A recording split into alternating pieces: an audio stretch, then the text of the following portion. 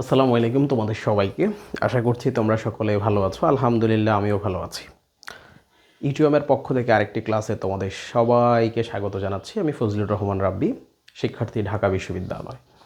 So আজকে আমরা একটা ছোট্ট ব্যাপার আলোচনা করব ইংরেজির। একটা ছোট্ট ক্লাস হবে, একটা বেসিক জিনিস তোমাদেরকে শেখাবো, সেটি হচ্ছে এই ক্লজ এবং ফ্রেজ। তোমরা সবাই এই শব্দ দুটির নাম শুনেছ।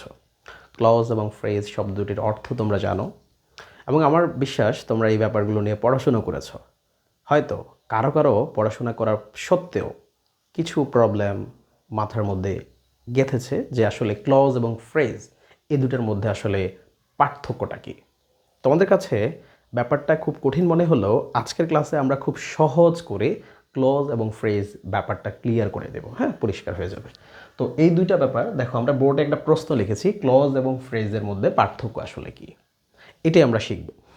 অনেক সময় পরীক্ষাতে আমাদের অ্যাডমিশন টেস্টে কী করে, অ্যাডমিশন টেস্টে হচ্ছে বিশ্ববিদ্যালয় ভর্তি পরীক্ষাগুলোতে ইংলিশ পার্টে যে প্রশ্নটা আসে, একটা সেন্টেন্স তোমাকে দিয়ে, ধরো সেন্টেন্সের নিচে হচ্ছে, ধরো এই সেন্টেন্সটা দিল, দিয়ে এটার নিচে ধরো এইটুকু আন্ডারলাইন করে দিল। হ্যাঁ, তো আন্ডারলাইন করে দিয়ে বললো যে এটা কি ক্লজ না ফ্রেজ না অন্য কিছু, অপশন আরও কিছু থাকতে পারে। তো এটা আসলে কী? তাহলে আমাদের কিন্তু এটা জানা খুবই প্রয়োজন যে ক্লজ আমরা কিভাবে চিনব, বা কোন অংশটা হচ্ছে ক্লজ আবার কোন অংশটা হচ্ছে ফ্রেজ। এই ব্যাপারটা যদি আমাদের ক্লিয়ার জানা থাকে তাহলে এগুলো বের করা খুবই সহজ। আচ্ছা চলো প্রথমে আসি, ক্লজ এটা আমরা চিনব কিভাবে। ক্লজ শব্দের অর্থ বাক্যাংশ, এগুলো তোমরা জানো। আমরা জাস্ট আজকে পার্থক্যটা বলবো যে ক্লজ এবং ফ্রেজের মধ্যে তফাৎটা কোথায়। ধরো আমরা এই বাক্যটাকে নিলাম, এখানে কি লেখা হলো, if I knew his mobile number I would call him. ঠিক আছে, এখন এই বাক্যের মধ্যে মূলত দুইটা অংশ আছে। কয়টা অংশ আছে? দুইটা। দেখো, if I knew his mobile number এটা একটা অংশ, কমা পর্যন্ত, আই উড কল হিম এটা আরেকটা অংশ। ঠিক আছে, তার মানে এই সেন্টেন্সে দুইটা অংশ আছে। এখন এই দুইটা অংশ, তার মানে দুইটা অংশ নিয়ে হচ্ছে একটা সেন্টেন্স। তার মানে একটা সেন্টেন্সের এটি হচ্ছে একটা অংশ। সেন্টেন্স মানে বাক্য, তার মানে বাক্যের এটা হচ্ছে একটা অংশ, এটা হচ্ছে একটা অংশ। বাক্যের অংশগুলোকে আসলে বাক্যাংশ বলা হয়। তাহলে এবার আসো, ক্লজ শব্দের অর্থ কী? এই ক্লজ শব্দের অর্থ হচ্ছে তোমার বাক্যাংশ। ক্লজ শব্দের অর্থ কী? ক্লজ শব্দের অর্থ হচ্ছে বাক্যাংশ। বাক্যাংশ মানে একটা বাক্য নয়, একটা বাক্যের অংশ। যেমনটা এই সেন্টেন্সটাতে দুটো অংশ আছে, দুইটা বাক্যাংশ আছে, একটা বাক্য বাট দুটো বাক্যাংশ আছে। তার মানে এখানের মধ্যে দুইটা অংশ আছে।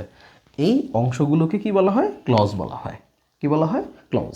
এখন এবার আসো, ক্লজ আমরা আসলে চিনব কিভাবে? একটা বাক্যের মধ্যে বা একটা বাক্য অংশের মধ্যে কি কি থাকলে আসলে ক্লজ হয়? প্রথমত, একটা ক্লজের জন্য তোমার দুইটা বিষয় লাগবে। একটা হচ্ছে, একটা ক্লজে তোমার সাবজেক্ট, কি সাবজেক্ট মাস্ট, একটা ক্লজের মধ্যে সাবজেক্ট থাকবে। কি থাকবে? সাবজেক্ট থাকবে। আরেকটা ব্যাপার যেটা থাকবে সেটা হচ্ছে মেইন ভার্ব। কি থাকবে? মেইন ভার্ব বা প্রিন্সিপাল ভার্ব বা ফাইনাইট ভার্ব, যাই বলো, একটা মেইন ভার্ব। আমি আবার বলছি, যে কোনো ভার্ব না, একটা মেইন ভার্ব। তার মানে মেইন ভার্ব যদি থাকে এবং যদি সাবজেক্ট থাকে তাহলে এই অংশটার নাম হচ্ছে ক্লজ। ঠিক আছে, এখন আসো, এই যে বাক্যটা, if I knew his mobile number, এখানে সাবজেক্ট হচ্ছে আই, তাই না? ওকে, এখানে মেইন ভার্ব হচ্ছে নিউ, আছে কি নাই? আছে। তাহলে এখানে এই যে if I knew his mobile number, এই অংশটার মধ্যে সাবজেক্ট হিসাবে আই আছে, ভার্ব হিসাবে নিউ আছে। নিউ হচ্ছে তোমার নো, এই ভার্বটার, এটা হচ্ছে ভার্বের প্রেজেন্ট ফর্ম, আর নিউ হচ্ছে V2, তার মানে পাস্ট ফর্ম। ঠিক আছে, এখন এটা হচ্ছে মেইন ভার্ব। তাহলে এই অংশের মধ্যে একটা সাবজেক্ট আছে, একটা ভার্ব আছে। তাহলে ক্লজ জিনিসটা কি? ক্লজের মধ্যে দুইটা জিনিস থাকবে, একটা হচ্ছে সাবজেক্ট এবং হচ্ছে মেইন ভার্ব। যদি এই দুইটা জিনিস থাকে তার মানে ওই অংশটা হচ্ছে ক্লজ। ওই অংশটার নাম কি? ক্লজ। আচ্ছা, তাহলে এই অংশটাকে আমরা কি বলতে পারি এখন? এটা হচ্ছে ক্লজ। এবার আসো, পরের অংশটা কি, ক্লজ না ফ্রেজ? এখানে একটা সাবজেক্ট আছে আই, এখানে উড, এটা কি মেইন ভার্ব নাকি অক্সিলারি ভার্ব? এটা হচ্ছে একটা মডাল অক্সিলারি ভার্ব, তাই না? আমার কাজ হচ্ছে এখানে ক্লজের জন্য কি লাগবে? মেইন ভার্ব লাগবে। কি লাগবে? Main verb. তাহলে এটা তো মেইন ভার্ব না, মেইন ভার্ব কে? কল। তাহলে এটা হচ্ছে আমার মেইন ভার্ব। তাহলে একটা সাবজেক্ট আছে, একটা মেইন ভার্ব আছে। যেহেতু এখানে একটা সাবজেক্ট এবং একটা মেইন ভার্ব আছে, সেহেতু এই অংশটিকেও আই উড কল হিম, এটিও হচ্ছে একটা কি, এটিও একটা ক্লজ। তার মানে প্রথম যে সেন্টেন্সটি আমরা বোর্ডে লিখেছিলাম, সেই সেন্টেন্সটিতে মোট দুটো ক্লজ আছে। কয়টা ক্লজ আছে? দুইটা ক্লজ আছে। এখন তোমার কোশ্চেন হতে পারে যে ভাইয়া তাহলে ফ্রেজটা কি আসলে? তাহলে একটা বাক্যের মধ্যে কীভাবে আমরা ফ্রেজটা চিনব? চলো সেটা আমরা এখন শিখি। ফ্রেজ, ফ্রেজ শব্দের অর্থ আসলে কি? ফ্রেজ শব্দের অর্থ হচ্ছে শব্দগুচ্ছ। ফ্রেজ শব্দের অর্থ কি? শব্দগুচ্ছ। ওকে, তাহলে ফ্রেজ শব্দের অর্থ হচ্ছে তোমার শব্দগুচ্ছ। এটা আবার কি? শব্দগুচ্ছ তুমি বলতে কি বোঝো? শব্দগুচ্ছ মানে হলো এখানে অনেকগুলো শব্দ থাকবে। কি থাকবে?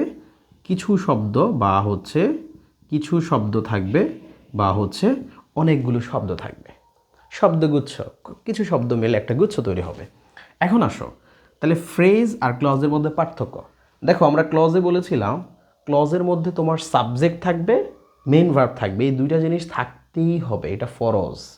কিন্তু ফ্রেজের মধ্যে তোমার সাবজেক্ট এবং মেইন ভার্ব এই দুটা জিনিস থাকবে না। এই দুটা জিনিস কি থাকবে না? ফ্রেজের মধ্যে থাকবে না। অথবা তার মধ্যে ধরো একটা নাও থাকতে পারে, কিন্তু একটা থাকতে পারে, তাও এটা ফ্রেজ হবে। ক্লজ হতে হলে তোমার দুইটা জিনিসই থাকতে হবে, সাবজেক্টও লাগবে, মেইন ভার্বও লাগবে। দুইটার কোনো একটা যদি না থাকে কিংবা কোনোটাই যদি না থাকে, তখন সেটা ফ্রেজ হবে। চলো আমরা বুঝি। সেকেন্ড সেন্টেন্সটাতে আসো। এই বাক্যে দুটো পার্ট আছে। In spite of his having poverty he is happy. এখানে একটা জিনিস খেয়াল করো, এই অংশটা হি একটা সাবজেক্ট, ইজ একটা মেইন ভার্ব। তার মানে কি? তার মানে হলো এটি একটি ক্লজ। সহজ। তোমাদের অনেকের কাছে মনে হতে পারে যে ভাইয়া ইজ কীভাবে হচ্ছে মেইন ভার্ব, বা ইজ তো অক্সিলারি ভার্ব।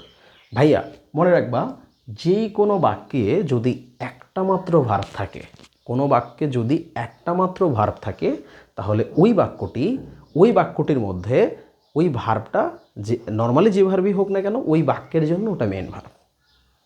মানে কোনো বাক্যে যখন একটা মাত্র ভার্ব থাকবে, সিঙ্গেল ভার্ব থাকবে, ওই সেন্টেন্সের জন্য ওই ভার্বটা মেইন ভার্ব।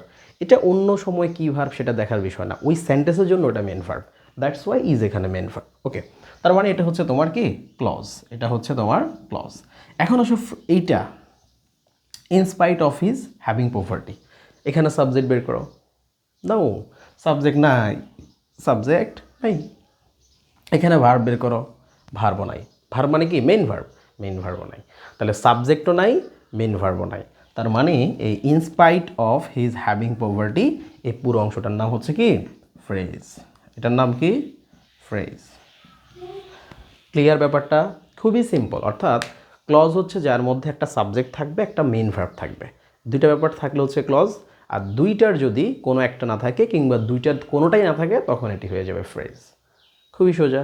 ওকে, সো আশা করছি ভিডিওটি দেখার ফলে তোমাদের ক্লজ এবং ফ্রেজের মধ্যে যে একটা পার্থক্য আছে সূক্ষ্ম, এটি তোমরা সহজে বুঝে গেছো এবং তোমাদের বেসিকটা আসলে তৈরি হয়ে গেছে ইনশাআল্লাহ।